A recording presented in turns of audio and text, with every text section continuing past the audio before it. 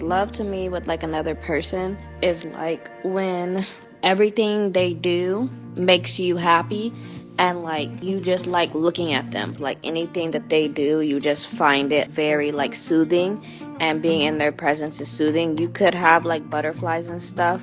How the f I'm missing a voice note when love ain't real? Just kidding. I'm just kidding. Okay.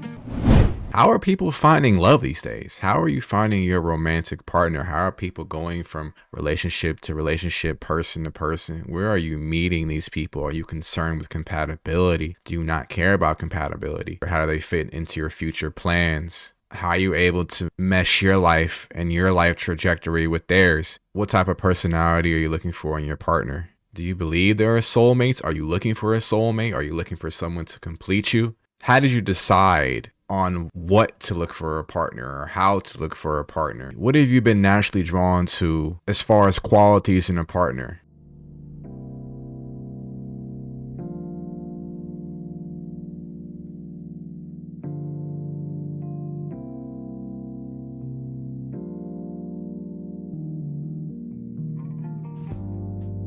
Does it come from your attachment style? Are you choosing people from an anxious perspective? Have you been an anxious type of personality or person? I find all the preoccupied and anxious, avoidant personality types pretty fascinating. Are you drawn to people to where People look for love through personality, and I truly feel like personality is where you're gonna find love, because like romantically you could be attracted to them and you're like, okay, let me hear more. when it comes to chasing people, it feels like a game. Oftentimes it's addictive, especially when they are breadcrumbing you, giving you false hope and presenting an illusion that you will have their undivided attention one day. But let's say you get their attention, then what? You like the chase, so you chasing after people, and then you've had this idea of this person while you're chasing after someone, and then once you get with them, the idea in your head never matches who the person is in front of you. Social media has ruined love. I can say from example that, I've seen celebrities or different artists and I look at them and I'm like, that's my type. That's the type of person that I want. And I've kind of idealized what I think that person is from an artist standpoint. Like I remember saying to myself, I want a love to make me feel like how a Kehlani song makes me feel. You know the quote saying, if the love doesn't feel like a 90s R&B song, then I don't want it. How does looking to celebrities rub off on us choosing a partner? We are likely doing ourselves a major disservice by one, observing a celebrity's life or their opinions on relationships, when it's likely they are leaving out key parts of their own truth to maintain a pristine image to the public, spewing harmful rhetoric in the process of what they think everyday people are supposed to expect from each other in the name of love, telling us what they aren't dealing with while also conveniently leaving out what they are actually dealing with in their own personal lives. I feel like we're being lied to. How does culture influence how we choose? Well, nonetheless, culture will continue to influence how we choose partners as tech companies and business owners manipulate our thoughts and emotions to their benefit and to our detriment. Perhaps we're being taught to celebrate toxicity through strategic conditioning of those who dictate our culture, and we are dissuaded from pursuing what will lead us to long-lasting happiness and stability.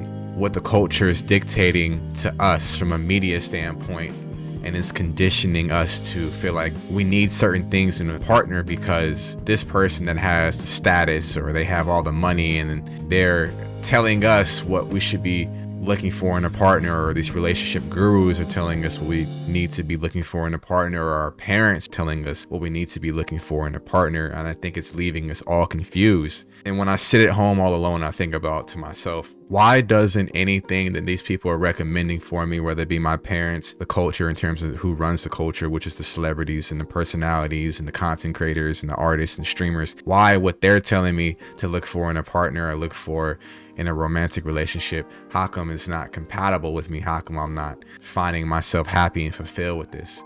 What do you truly want? Have you taken the time to yourself to meditate on what you want? And even time and time again, where I think I want a certain thing, And I think this is what's best for me is actually not the best for me. It's leaving me wanting more and unfulfilled and chasing and never being fulfilled. It's like an endless cycle of never being fulfilled. I wish they made it easier to go to places where true compatibility is offered, because obviously dating apps aren't working. Maybe they're working for you. Pay for this vegan chili I'm cooking tonight, and to see where the conversation takes us. Every now and then you may go out to eat, or you may go out to the club. Are you meeting your significant other in the club? Have you met your significant other in the club? Where do you think your perfect love story was supposed to be? Change is inevitable. It's a part of human nature. We live, we grow, and we evolve. And in that process, we look for people to reflect who we think we are. I think this part is the trickiest. This is where comparison can steal our joy from meeting quality people, or it can open our eyes to new paths and show us what our blind spots have been hiding from us. We go through our 20s, or maybe you go through your teens and you're like, I want this to feel like this. The more you grow and the older you get and the more you mature, our interests change. And I feel like the things that we want in ourselves change. And I think that as we change and evolve, we want different things in a partner. I always felt like a lot of the arguments and a lot of the things that cause friction in a relationship is due to lack of money or lack of resources. Are you driven by money? Does money come up often in your relationships? Does money come up often as a priority in your life? Damn, they don't make them like this anymore. I ask cause I'm not sure. Do anybody make real shit anymore? What is real and what is entertainment? In the age of misinformation and confirmation bias, the lines have become blurred. The lines have become a bit blurred and don't present us all the time with objective facts. Our algorithms show us what we believe to be true when we are really being misled. The truth is, we live in our own echo chambers and small niche pockets of the internet, which I believe is hindering our growth and dramatically decreasing the quality of our lives. And of course, by default, decreasing the quality of our dating lives. And I think we found it very difficult to differentiate between what is entertainment and what is real life. And you shouldn't be dating unless you have a certain amount of money. If I'm not adding more to a person's life than what they're already adding to themselves, or what their parents have conditioned them to expect from themselves and the people that they date or people that they allow into their lives, then the truth is, a great partner, the perfect match, the perfect relationship, it is built brick by brick. It is not just found, it is not just created from thin air. Great relationships are built. They aren't found already pre-made. They are cultivated through hard times as much as they are in good times. Some would say this process is by luck. Others say we create our own realities through consistency and intention. With anything good in life, if we attract something we deem valuable, the hard part always is keeping and maintaining it. I'm of no value and I shouldn't be dating. And I think it's a harmful rhetoric. When is the stop? When is it ever enough? And I've also heard that you should find someone to enjoy this journey along with you. Just because you're poor, or just because you don't have as much money as you'd want, or as much money as society tells you to have, or you're not as productive as society tells you should be, then you shouldn't bring someone along, with you on this journey. I'm torn in between whether or not to date right now while I'm still figuring out life, or wait until things are a little bit better for me. But I also think back on how creative I become when I don't have a lot of money and a lot of resources. Situations and interactions with people tend to feel more organic and intimate. We don't put a time limit and constraints and requirements and expectations on the interactions that we have as humans. The money wouldn't change me in that regard, and in my consideration and my compassion and my respect for a person, but I can't say the same for another person. Will a person treat me differently because they make more money than me? Our need for connection as humans has been put behind a paywall, and you have to pay to play, and I feel like a lot of people are just not participating in that. The millennial generation and under, we have to determine for ourselves what is the new dream. The reality is, it's taken us longer to get established, longer than I think many of us anticipated. Navigating life and figuring out how to stand on our own, and also learning how to be beneficial to ourselves so that we can pour into another person's cup, is extremely challenging. And falling victim to distractions that take away from our purpose adds even more time to this process. A lot of people are waiting longer in life to enter romantic relationships, to get married, to have kids. Everything is so expensive in terms of just buying a house, and we're going to have to decide for ourselves. We can't look to our parents. We can't look to the media. We can't look to a president. We can't look to a content creators, a podcaster, anybody else, but who's in front of us, and determine what is best for us. Then again, I do feel like the media and popular culture is dictating and kind of leading us to what we think we should be expecting from another person. And I think we're dating and entering these relationships from a place of lack. And that's fine too. Lack just means to me that we do need each other, but a lot of people have this perspective that I can do bad all by myself if this person isn't adding a lot to my life. Great relationships are built. They aren't found pre-made. And I'm not here to pull somebody up or help motivate somebody. They should come pre-assembled. They should come already motivated. They should come already successful. And that just isn't realistic to me, but that may be realistic to you. What do you truly value? What do you really want? And once you figure out what you truly want, how are you going to find it? You know, I think life is an adventure. And I think questions like this require an immense amount of growth in figuring out how to silence the noise in our head, and to figuring out what thoughts of ours have been influenced by other people. I go on TikTok or Instagram and I see all these people doing things that are like fake. Like, love is if this guy spends, $7,000 to take me on a vacation to Bora Bora. And if he's not spending money like that, then he doesn't love you. Is it influencing us and pushing us in a direction of self-sabotage or growth? Is it good for us or toxic? And I think many people are just going about life mindlessly and wondering and not really doing the inner work, the reflection necessary to have answers for these questions. And it's okay not to have answers immediately, but I think these are very important questions to consider. For me, I think it's important how my values align with another person. I think it's important how my partner talks to me when things are stressful in both of our lives and how they communicate. Who's gonna save me when I need saving? Just take care. Are they going to stick with me, or are they going to give up on me? They may look at our struggles as weakness, as a sign of weakness, and that we should always be their rock. We should always be solid. And if we have a problem, we should just man up and deal with it. Other people outside of a relationship, that makes me more susceptible to bringing in outside noise from other people into our relationship. And I feel like that causes chaos. It's okay to need someone. And I think for a long time, I was looking at different partners and different people with the mentality to, I can fix them. Can you take them as they are? If you know what you sign up for ahead of time with a person you were interested in, would you stick around?